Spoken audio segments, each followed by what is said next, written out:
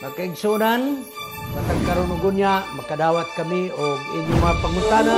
Happy Vespers meeting Tibok na kalibot. Atong tulmanon oras sa atong Padaran ko silang issue na walay kalabutan sa Diyos. Magdesidir na ganita nga mo serbisyo sa atong Ginoo. Ang yawa, mangita o pamagi, mo-offer na mura-mura po ug iya sa Diyos. Ang inahan kanya aligaran ang napulog sa mga anak. Pinako kalimutan tiyon sa Ginoo. Nga ang tanang mga kalisod iyang isukli.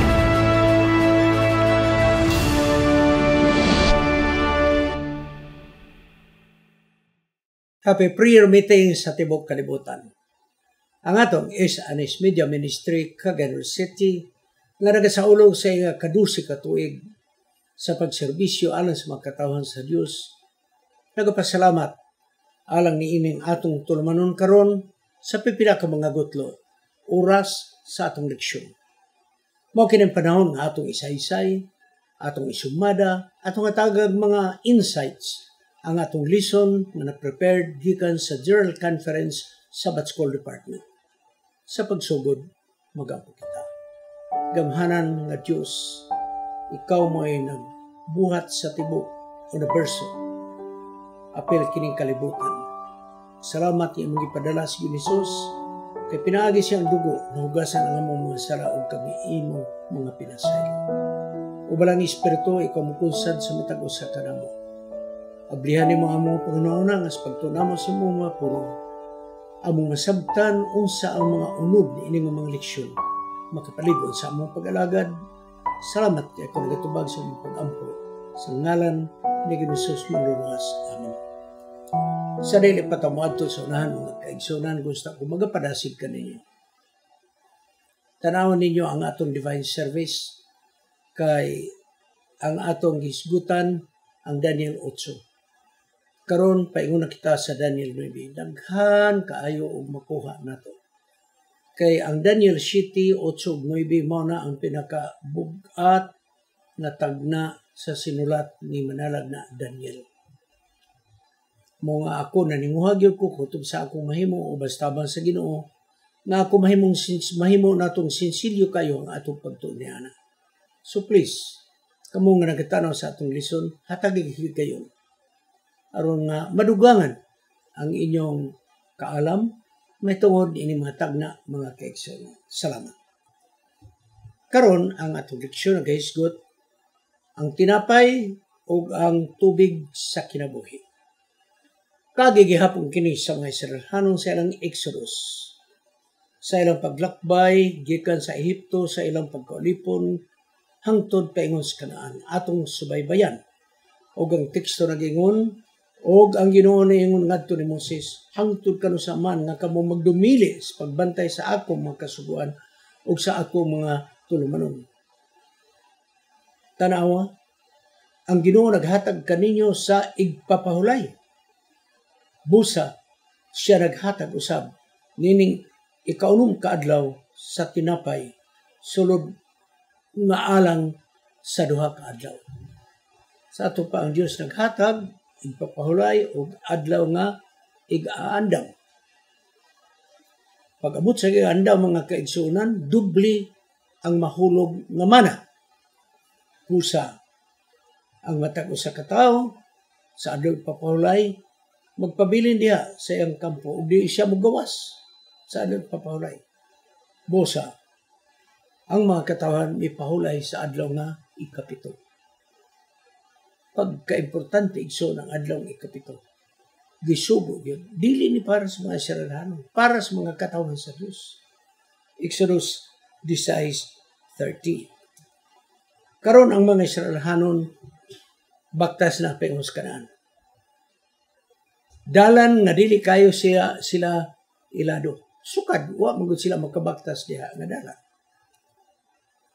Daghang mga butang nga ilang makatunan. Ang pagsalig, ang pagpailob, pagpugong sa kaugalingon, pagdisiplina, o pagkamatinumanon. Si Moses mao na kini ang natudlo sa Dios nga leader. Busa, kinahanglan gayud nga siya paminawon kay siya mo'y leader sa mong grupo. magbuhat sila ingon ng usa ka pundok. Pagplano sa mga bulaton, ingon nga usa ka komunidad. Dili kay kanya-kanya matag pamilya ang magplano. Mao ni igsuon ang dakong hagit alang sa tiningob na kalihukan. Maglisod ta pag-unite mga kaigsunan. Imong hiusaon, bisag gamay nga iglesia, perting lisura hiusahon. Ang ilang taas kayo nga baklay. Katumanan sa gingon sa mga Chinese nga mga salutian, ang lakaw sa linibok ka mga milyas nagsugod sa unang tikang. Tinuod ba gina? Nagsugod sa unang tikang. Busang ilang biyahe na kinahanglan kini ang pagsalig sa atong Ginoo. Ilang sundon kini nga biyahe ug angay gyud sila mosalig sa atong Ginoo sa pagbuhat sa mga bulaton ingon nga pundok, dili ingon nga tagsa-tagsa ka pamilya. Sa ilang biyahe mga kaigsoon, sa ilang lakaw, migula ang nagkadaiya nga mga batasan. Maayog daotan, napadayag. Busa, di ining ilang lakaw mga kaigsunan, makita na to kinsa ang bida, kinsa ang kontrabida. Apan ang labing importante, dili ang mga panghitabo sa dalan na ilang nagyan. Ang labing importante, unsa nga itong leksyon sa matagihitabo diha kanila.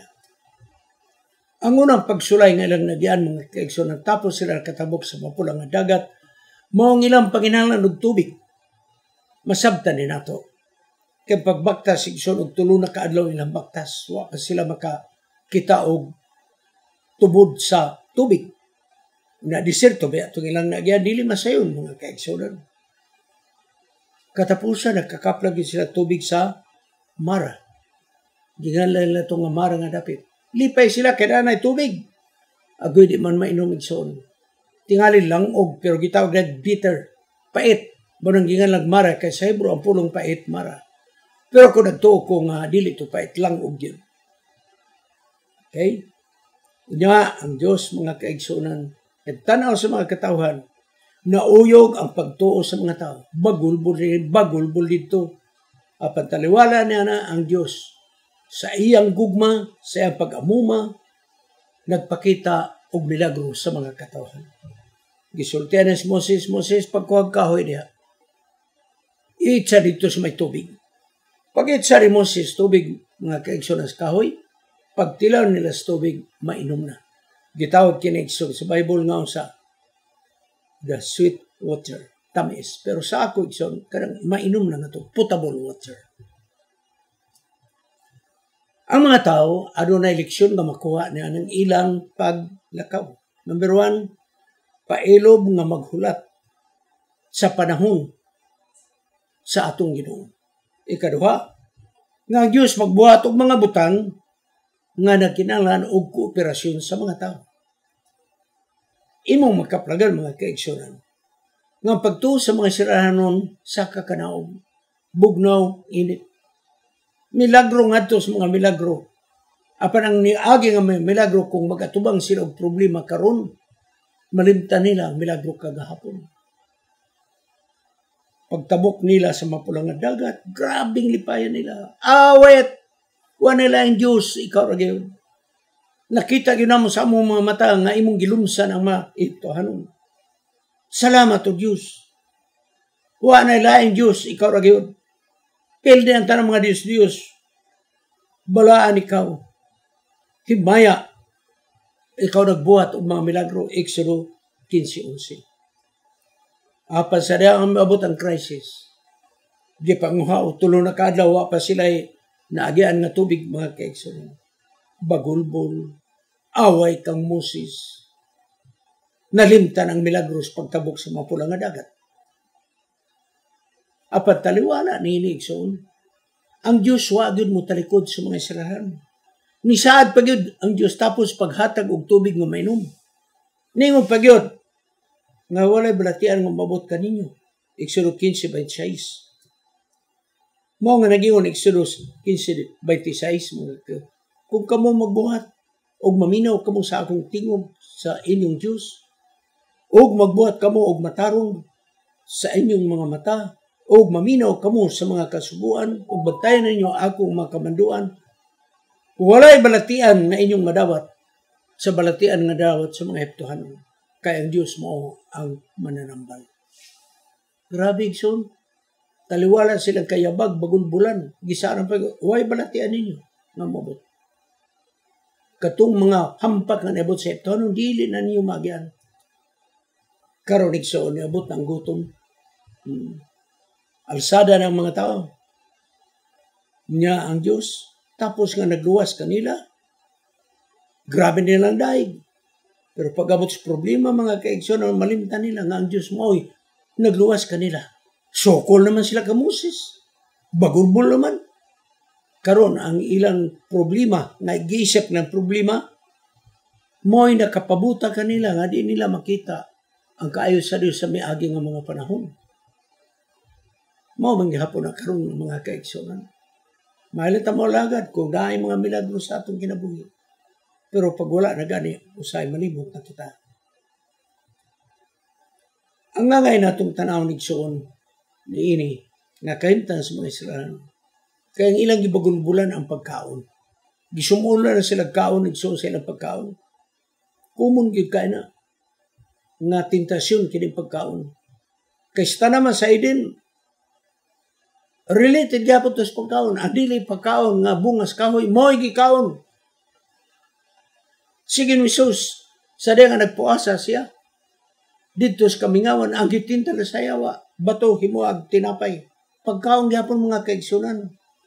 Sa isaw, gibaligyan na lang iyang pagkamagulang, nga iyang perbiliyo, dako, yung kayo, ingon nga magulang. Ingon niya nga Jacob, hatagin lang ko na, imo na ang akong pagkamagulang ng mga katungod. Kita mo na mga kaigsunan. Busa karong mga Israelhanon, nagkatubang sila sa crisis, sa ilang kahinam-hinam, sa pagkaon, gimingaw sila sa pagkaon sa ito. Gimingaw sila. Panigsoon, nalimtan nila ang gingon sa Diyos. Dito may 8:3. Ang tao dili mabuhi sa tinapay lamang. Ang tao mabuhi sa matag pulong nga magula gikan sa baba sa Diyos. Apan luto mungod nilang ipagita, pagkaon mungod mga kaigsunan. Busa igsoon, Exodus 16, versikulo 1, pagos 36, nagbagulbol ang mga tao. Gigutom na sila. Di na sila gana nila ng pagkaon. Kanang mana, di na sila ni ana. Gisungula na sila. Gusto na ito pagkaon nila sa Ehipto. Matod pa nila, mas may pa'y maulipong ta, basta may kaon. Kaysa may mong gawas nun, buntag-uto hapon, mana lang yapon atong ginagkaon. Exodus 16:3. O ka mga tao sa Israel, mingon, gidala ba nimo kami Moses din, o mga matay kami? Gidala ba kami sa Diyos na ining dapitang, o mga matay kami? Samtang dito sa Ehipto, nagalingkod kami sa mga pagkaon, sa mga karne, dito sa mga kulon, o nagkaon kami sa tinapay nga puno. Busog kami. Apang gidila kami dinis kamingawan, mga matay kami sa gutom. Tanaw rin, so, mas maay palagi ko na maulipon sila basta may lagkaon. Busa Exodus 16:12, paingon nga to sa ubos ng mga teksto, di paulan sa Diyos. Ang kwel, buntog man na sa mga Bisaya, kwel. Unya, di pa kanaog usab niya ang pino kayo. Unya, mura kini siya snowflakes. Una sa yuta, nga gihatag sa mga Israelhanon. O ang mga Israelhanon, ngutanan sila sa mani. Mura silang mga lisong gagmay. O sa mani na natagak gikan sa langit. Murag lisong sa coriander o sa katanom. Puti. Unya, mura kining wafer. Nga gibutang nga dugos, murag biscuits ba nga naay dugos mga kaigsunan. Exodus 16:31. Ang mana nga nanaog gikan sa langit gihatag sa mga Israel sulod sa 40 ka mga tuig sa ilang pagbiyahe. Kada buntag, mga kaigsunan. Kada buntag. Pagka ikaw nung kaadlaw, doble ang gidaghanon. Pagka adlaw ipapol, walay matagak nga mana. Busa kinigson, kining mana nga natagak adlaw-adlaw, gawa sa adlaw ipapulay. Nagpahinumdong ang Diyos, dili lamang maglalalang, apan ang Diyos mo ay maghahatag sa atong panginahanglan. Bisan pa man igsuon ang mana, dili matagak gikan sa langit sa adlaw ipapulay. Pahinumdom kini, nga matag dili matagak ang maong mana, nagpasabot adlaw ipapulay ka na. Matag si mana, adunay 4 ka mga milagro nga masaksihan sa mga silahan mo. Unsa man ni? Number 1, unong kaadlaw ba tagak ang mga mana, mga kaigsunan. Kada adlaw dunay ilang kuhaon lang nga taksanan. Di na pasubraan igsuon. Naay taksanan nila kada tao. Pagka Biyernes makita nila nga ang nangatagak daghang kayo. Times 2 na ang gidaghanon nga tagak sa mana. Nganuman, kay dubli ang ilang kuhaon. Ibutang nato tag kagantang kada usa ka tawo. Di nato masabtang karon gantangan. Kilo na lang. Ibutang nato tag sa kilo kada tawo. Pagka Biyernes igsoon, 2 ka kilo ilang kuhaon kay pagka Sabado na may mana. Kita mo na igsoon. Ikatulo, ang mana, mga kaigsuonan, dili na siya maugmaan. Ang imong napunit karon, hutdong inumugkaon. Kay kunay mabahaw, unuro na siya. Pero milagro, mga kaigsuonan, nga ang ilang mana nga gipunit niya anang adlaw nga Biyernes, doble ang para ugma. Dapat uluron man to sa ordinaryong adlaw, pero ang milagro igsoon pagkaugma wala ulura ang para gigahin nila para sa adlaw ipapahulay. Ikaupat, walay mana nga matagak sa adlaw ipapahulay. Gipadayon kini ang mga milagro gihatag sa mga katawhan kay pagpahinumdom sa adlaw ipapahulay. Nga ilang isilibrar ang kaayo sa Dios niya ng adlaw.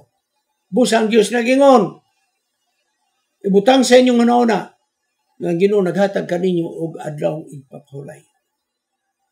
Kadtong pagkawalay mana, pahinumdom kadto nga adlaw ipapahulay. Exodus 16:23. Sa kamingawan ng mga Israel na kinahanglan og daghang tubig. Kay tubig sa desierto igsoon sa ilang dalan, nihit kayo. Apat taliwala niya ng desierto igsoon ang Dios, wala magpabaya kanila. Gisuplayan sila og tubig. Bagulbul dini, bagulbul dito. Dili gyud tininod ang ilang pagkamasinugtanon, masinugtanon, mga kaigsunan. Apan ang Dios taliwala sa ilang pagkabagulbulan, musukol, nag-amo magyapon ng Dios sa ilang panginahanglan. Karon nagsoon giaway na gyud nila si Moses. Kay wa na puy tubig. Gikan na itong mara, baktas na po sila, wa na puy tubig sa dalan. Apan si Moses, nagtuaw nga to sa Diyos. Nagyangon ng Diyos, Moses,